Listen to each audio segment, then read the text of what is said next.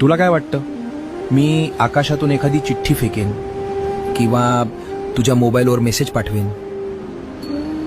अरे मी रोज तुझ्याशी बोलतोय, पण तुझं लक्ष त्या रडण्यावर आणि हारलेल्या गोष्टींवर इतकं आहे की तुला माझे इशारे समजतच नाहीयेत.